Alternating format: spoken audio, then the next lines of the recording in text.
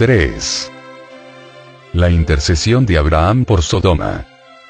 En las dos últimas catequesis hemos reflexionado sobre la oración como fenómeno universal, que, si bien con formas distintas, está presente en las culturas de todos los tiempos. Hoy, en cambio, quiero comenzar un recorrido bíblico sobre este tema, que nos llevará a profundizar en el diálogo de alianza entre Dios y el hombre que anima la historia de salvación, hasta su culmen. La palabra definitiva que es Jesucristo. En este camino nos detendremos en algunos textos importantes y figuras paradigmáticas del Antiguo y del Nuevo Testamento. Será Abraham, el gran patriarca, padre de todos los creyentes, quien nos ofrecerá el primer ejemplo de oración, en el episodio de la intercesión por las ciudades de Sodoma y Gomorra.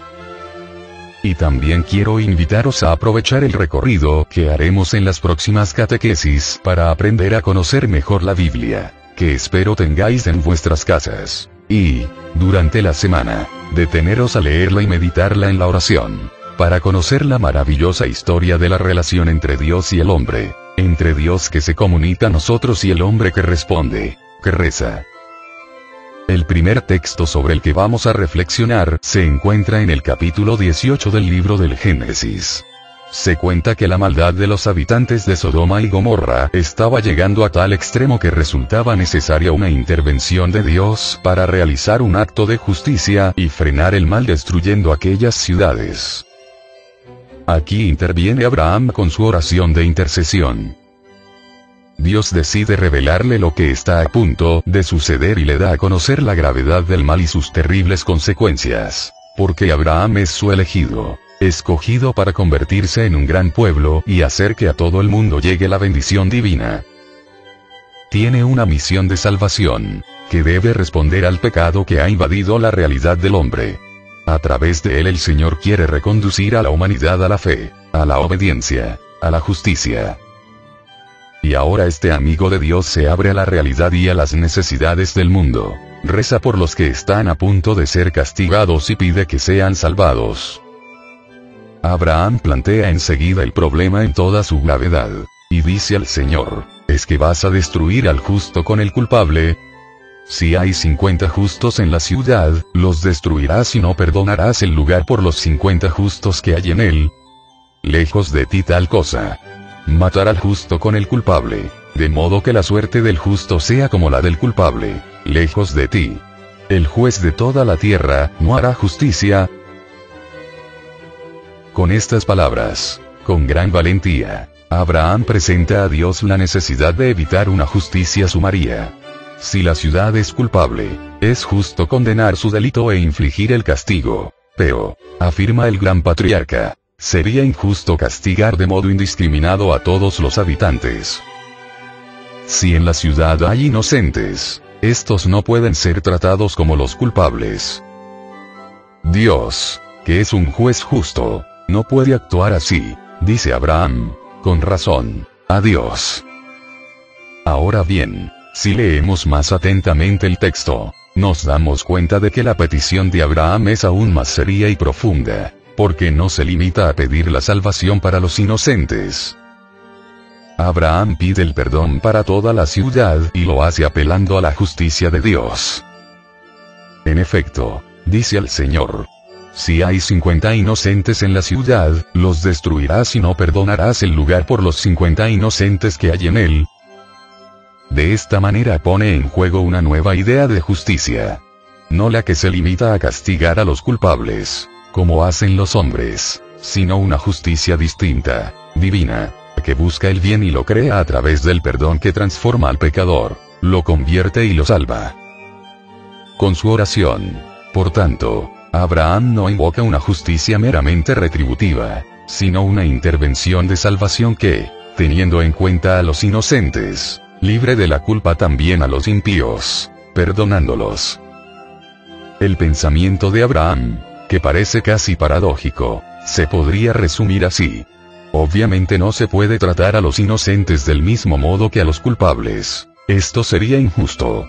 Por el contrario, es necesario tratar a los culpables del mismo modo que a los inocentes, realizando una justicia superior, ofreciéndoles una posibilidad de salvación. Porque si los malhechores aceptan el perdón de Dios y confiesan su culpa, dejándose salvar, no continuarán haciendo el mal, también ellos se convertirán en justos, con lo cual ya no sería necesario el castigo. Es esta la petición de justicia que Abraham expresa en su intercesión, una petición que se basa en la certeza de que el Señor es misericordioso. Abraham no pide a Dios algo contrario a su esencia. Llama a la puerta del corazón de Dios pues conoce su verdadera voluntad. Ya que Sodoma es una gran ciudad, 50 justos parecen poca cosa, pero la justicia de Dios y su perdón, ¿no son acaso la manifestación de la fuerza del bien, aunque parece más pequeño y más débil que el mal? La destrucción de Sodoma debía frenar el mal presente en la ciudad, pero Abraham sabe que Dios tiene otros modos y otros medios para poner freno a la difusión del mal. Es el perdón el que interrumpe la espiral de pecado, y Abraham, en su diálogo con Dios, apela exactamente a esto. Y cuando el Señor acepta perdonar a la ciudad si encuentra 50 justos, su oración de intercesión comienza a descender hacia los abismos de la misericordia divina. Abraham, como recordamos, hace disminuir progresivamente el número de los inocentes necesarios para la salvación. Si no son 50, podrían bastar 45, y así va bajando hasta llegar a 10, continuando con su súplica, que se hace audaz en la insistencia. Quizá no se encuentren más de 40.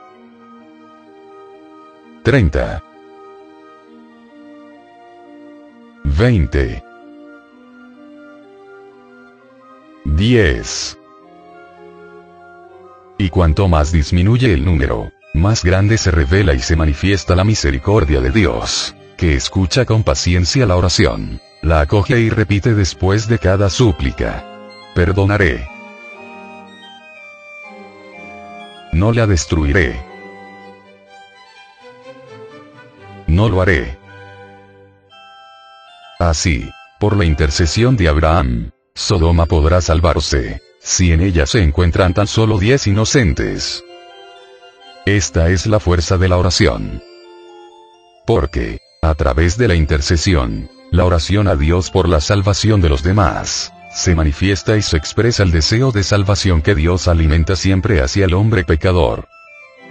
De hecho, el mal no puede aceptarse, hay que señalarlo y destruirlo a través del castigo. La destrucción de Sodoma tenía precisamente esta función. Pero el Señor no quiere la muerte del malvado, sino que se convierta y que viva. Su deseo siempre es perdonar, salvar, dar vida, transformar el mal en bien. Ahora bien, es precisamente este deseo divino el que, en la oración, se convierte en deseo del hombre y se expresa a través de las palabras de intercesión. Con su súplica, Abraham está prestando su voz, pero también su corazón, a la voluntad divina.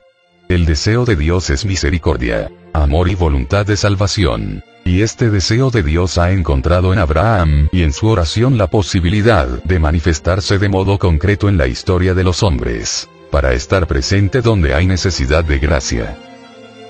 Con la voz de su oración, Abraham está dando voz al deseo de Dios, que no es destruir, sino salvar a Sodoma, dar vida al pecador convertido. Esto es lo que quiere el Señor, y su diálogo con Abraham es una prolongada e inequívoca manifestación de su amor misericordioso.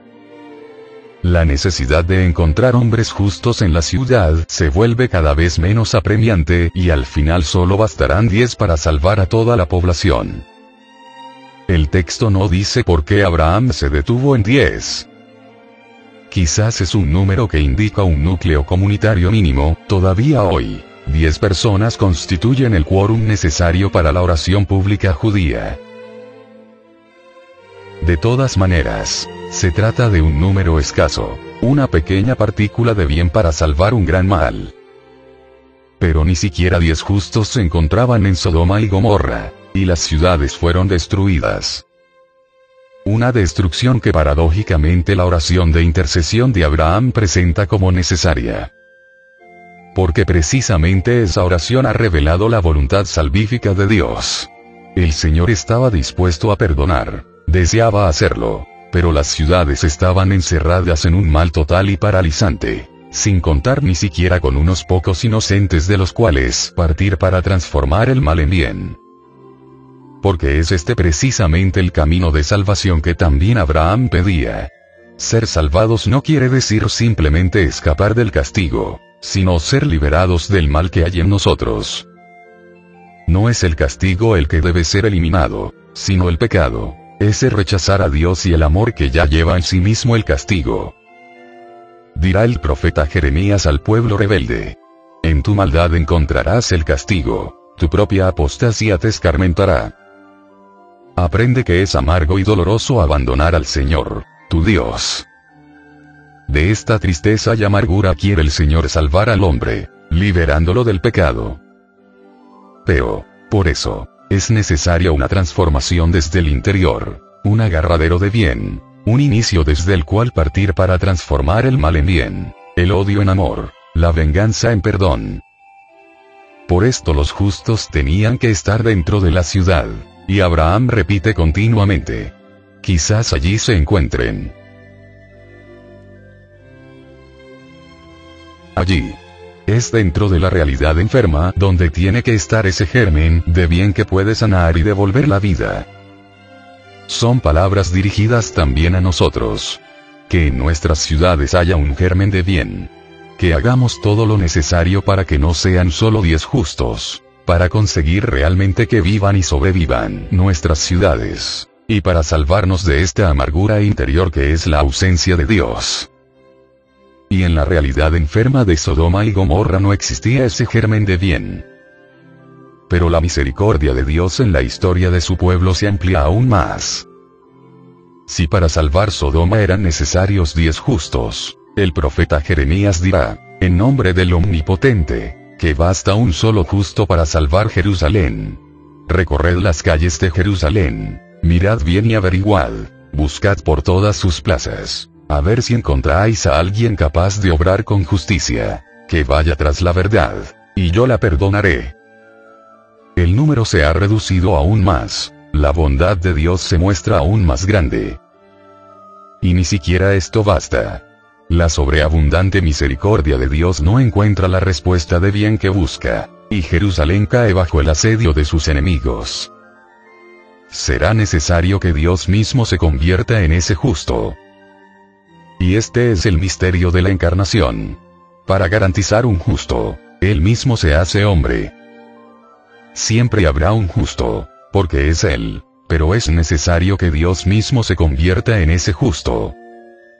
El infinito y sorprendente amor divino se manifestará plenamente cuando el Hijo de Dios se haga hombre, el justo definitivo, el perfecto inocente, que llevará la salvación al mundo entero muriendo en la cruz, perdonando e intercediendo por quienes no saben lo que hacen. Entonces la oración de todo hombre encontrará su respuesta. Entonces toda intercesión nuestra será plenamente escuchada.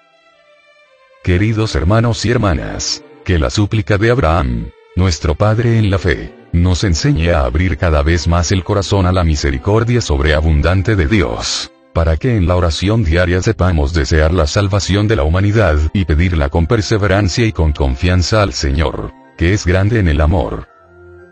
Gracias.